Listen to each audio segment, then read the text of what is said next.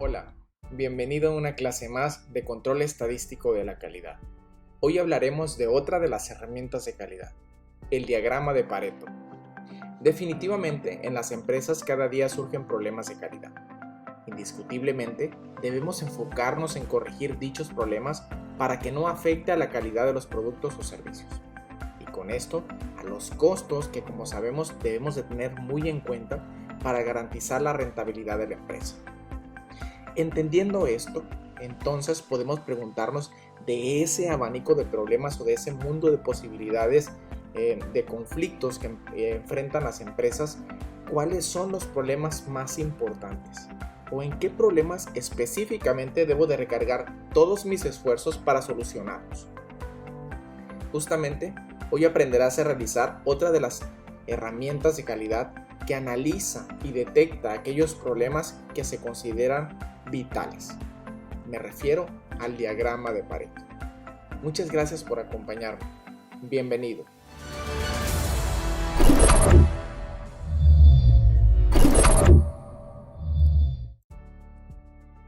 ¿Qué es el diagrama de Pareto? Es una herramienta de calidad también conocida como diagrama 80-20.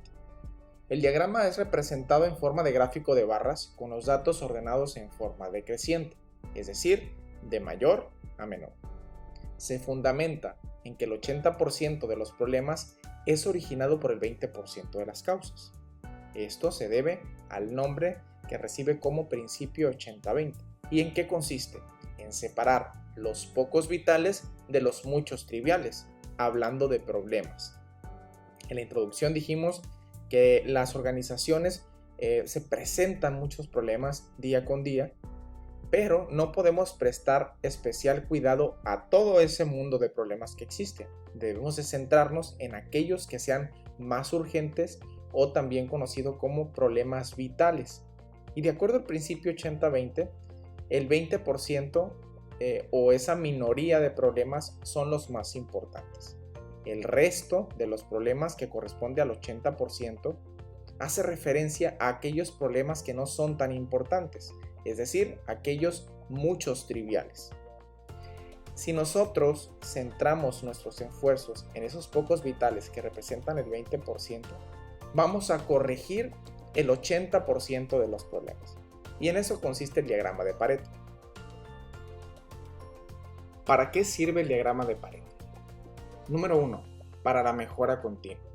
Si nosotros vamos a resolver problemas que a lo mejor atrasen la producción, problemas en cuanto a las finanzas de la empresa se refiera, por ejemplo, la minimización de costos por desperdicio de algún material que a lo mejor se estaba quebrando y que eso representaba un defecto, un desperdicio, y por lo tanto ese material representa un costo en la producción. Si nosotros hacemos ese análisis de minimización de problemas, obviamente vamos a estar pegando a ser más competitivos y eso lleva consigo la mejora continua de los procesos. Número 2. El estudio de implementaciones o cambios recientes. Esto se refiere a cuando nosotros hacemos una modificación en los procesos porque hemos corregido un problema, nos da un panorama de la situación actual y la situación futura, es decir, cómo estábamos antes y cómo estamos ahora. El diagrama nos va a representar esa diferencia, ese avance o ese retroceso que hubo al hacer modificaciones y solucionar los problemas más importantes. Número 3. Análisis y priorización de problemas. Vamos a tener la posibilidad de identificar cuáles son aquellos problemas que más problemas está generando en el proceso, para poder enfocar nuestros esfuerzos en aquellos vitales y hacer un lado o postergar aquellos problemas que no sean tan relevantes o tan importantes. ¿Cómo es que nace o cómo surge el diagrama de Pareto? Todo se lo debemos al economista, ingeniero y sociólogo Vilfredo Pareto. Este economista con raíces italianas y francesas resulta que hizo un estudio para la distribución de riqueza en Italia y lo que encontró es que el 80% de las tierras o de la riqueza pertenecía o estaba en manos del 20% de las personas. Es decir, que solamente una pequeña parte de los habitantes de Italia poseían la mayor parte de la riqueza del país. Entonces, este mismo principio pudo ser aplicado a áreas de calidad, representando que el 80% de los problemas era originado por el 20% de las causas. Entonces, es por eso que el principio de Pareto hoy en día es utilizado en multitud de campos, desde economía, la sociología y el área de calidad, precisamente que es lo que nos tiene en este momento aquí. ¿Cómo se elabora el diagrama de Pareto? A continuación se presentan 8 pasos que a lo mejor pueden parecerte un poco extensos o a lo mejor un poco laboriosos, pero a continuación déjame decirte que vamos a ver un problema para que no tengas ningún problema en desarrollar el procedimiento y lo puedas entender a la perfección. Vamos a verlo paso a paso. Para esto, y considero que es la mejor manera de aprender, te presento el siguiente ejemplo. Supongamos que el mes pasado el departamento de calidad de una empresa que fabrica tubos de acero, el mes pasado registró los siguientes defectos y sus respectivas incidencias. Tenemos esta tabla que se representan los defectos que detectó el departamento de calidad en la fabricación de estos tubos de acero. Y tenemos que algunos fueron rayado, aplastado, deforme, desalineado, roto, largo, doblado y corto. La frecuencia absoluta representa la incidencia o la cantidad de veces que durante ese mes en cuestión se presentó o se observó ese defecto que fue registrado. Por ejemplo, hubo 25 tubos que se identificaron como rayados, 105 como aplastados, 24 deforme y así sucesivamente. Frecuencia absoluta es la cantidad de veces que se presentó o se identificó ese defecto. Ahora bien, ¿cuál es el primer paso del procedimiento para construir el diagrama de Pareto? Número 1. Ordenar las frecuencias absolutas de los problemas de forma decreciente, es decir, de mayor a menor. Vemos que aquí tenemos los problemas, que en este caso son los defectos, que es lo que se está analizando, y tenemos a su vez la frecuencia absoluta, pero que podemos identificar no está ordenada de forma decreciente, ¿sí? Los valores están desacomodados. ¿Qué me dice el paso 1? Que debo de ordenar las frecuencias absolutas de mayor a menor. Entonces, en la tabla que nos acaba de aparecer, tenemos ya ordenados las frecuencias absolutas de forma decreciente, es decir, de la más grande a la más pequeña. Y ese es el paso 1. Paso número 2. Calcular la frecuencia relativa para cada problema. ¿Cómo calculo yo la frecuencia relativa? Una pequeñísima fórmula es la frecuencia absoluta, que es la cantidad de veces que se presentó cada defecto, entre el total. Eso lo voy a multiplicar por 100. Es decir, yo tengo que hacer una nueva columna y ponerle frecuencia relativa. Por ejemplo, para el defecto doblado me dice que la frecuencia absoluta, que es en la primera parte de la fórmula, es 126. 126 entre el total de defectos. Si yo sumo estos defectos, la suma debe ser 391. Por lo tanto, para sacar la frecuencia relativa de doblado, yo he de dividir 126 entre la suma, que es 391, y ese resultado lo voy a multiplicar por 100, de tal manera que el resultado para el doblado será 32.22%. ¿Cómo saco el del aplastado? 105 entre, es decir, la frecuencia absoluta, entre el total, que es la suma de todo esto, que son 391, es 105, entre 391 por 100, esto va a ser 26.85. Lo mismo voy a hacer para corto, rayado y cada uno de los defectos que me falta sacar. Entonces la frecuencia relativa es cada una de las frecuencias absolutas divididas entre el total de, o sea, la suma, por 100. Y esos son los valores que voy a obtener para la frecuencia relativa. Tercer paso, calcular la frecuencia relativa acumulada para cada problema. Voy a hacer una nueva columna a la derecha de la tabla.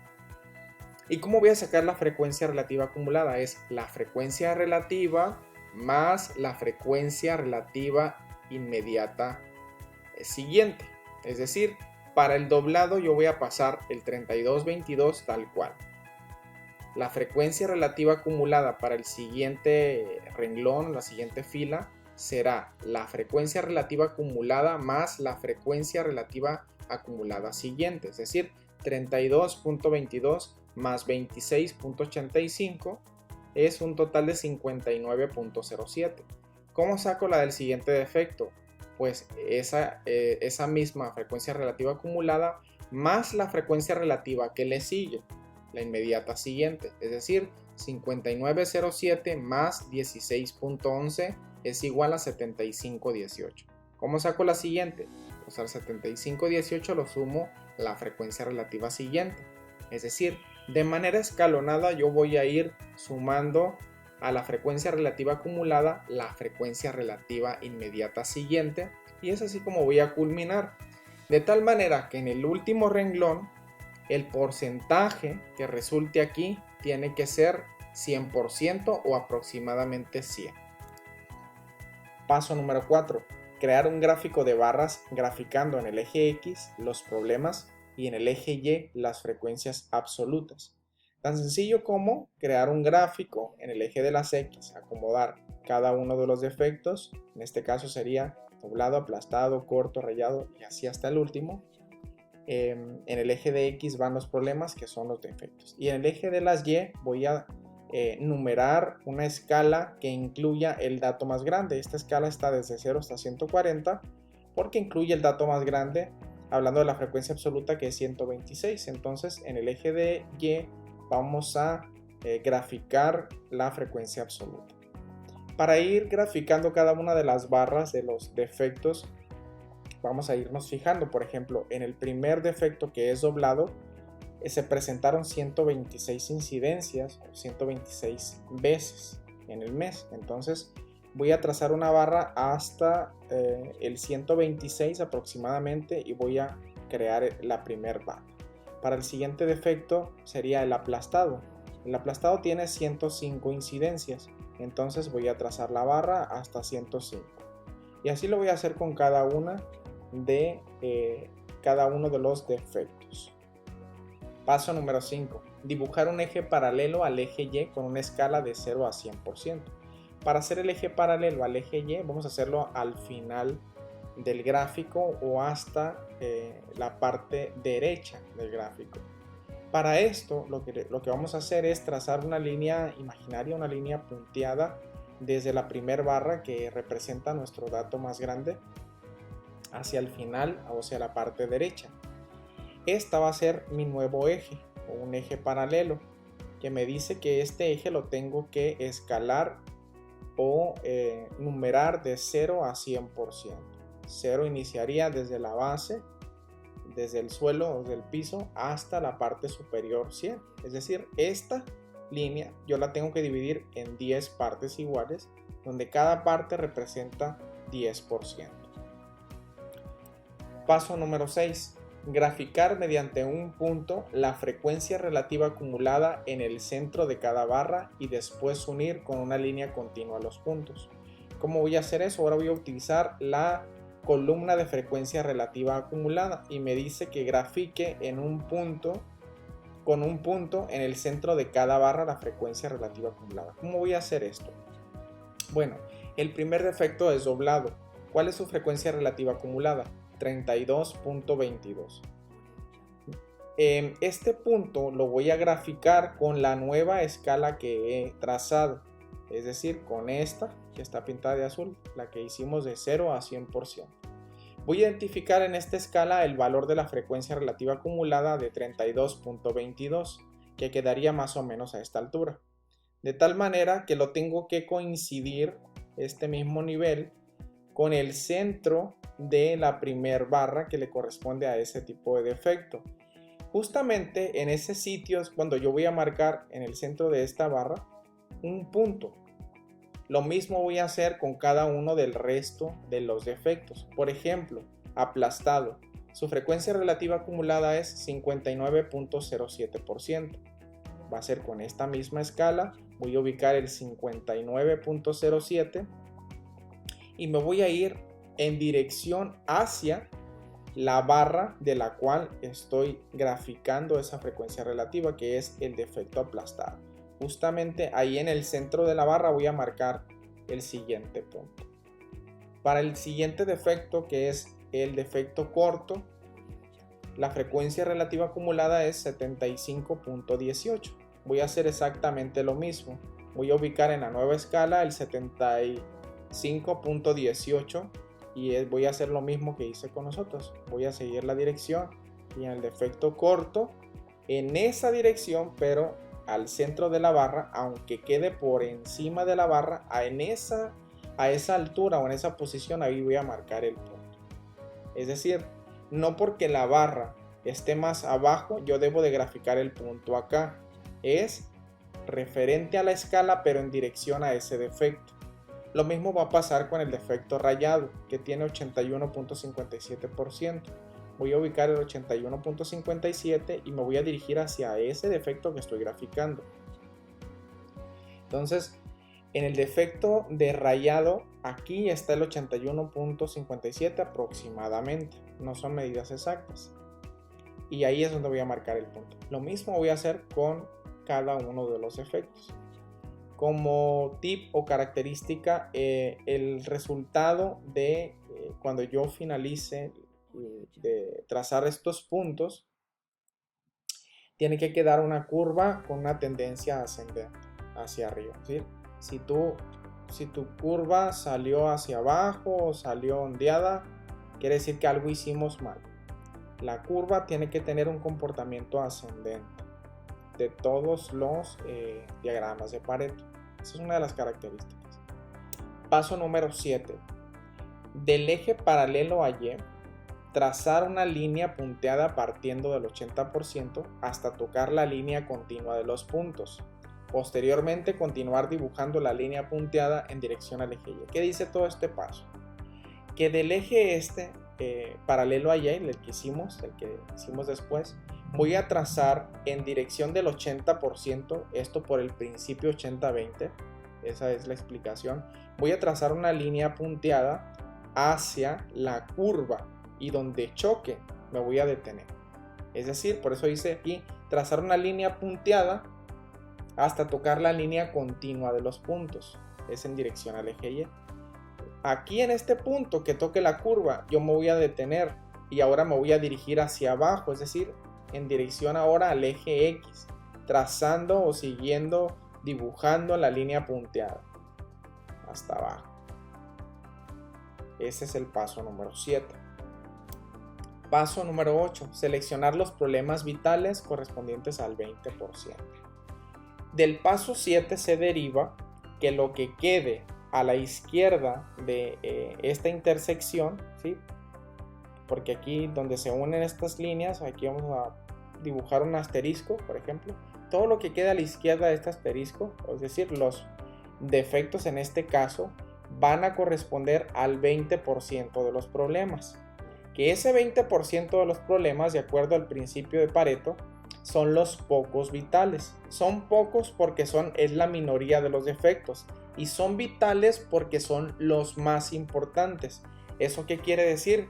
Que yo voy a centrarme en atender o en resolver estos 3 defectos, que son el doblado, aplastado y corto, antes de prestarles atención a el resto de los defectos, que son el 80%, que son los muchos triviales. Es decir, no dejan de ser importantes, pero sin embargo hay otros problemas que yo debo de ver antes, o hay otros problemas a los cuales debo de prestar especial atención, sobre todo porque la cantidad de defectos o el número de incidencias fue mayor respecto al resto de los defectos. Entonces, lo que queda a la derecha de esa intersección son los muchos triviales, a los que se refiere el principio 80-20, es decir, el resto de los problemas que no representan una urgencia en ser atendidos. Entonces, para poder yo resolver el 80% de los problemas, debo de prestar especial cuidado a atender el 20% de los problemas que son los más importantes o que también son denominados los problemas vitales.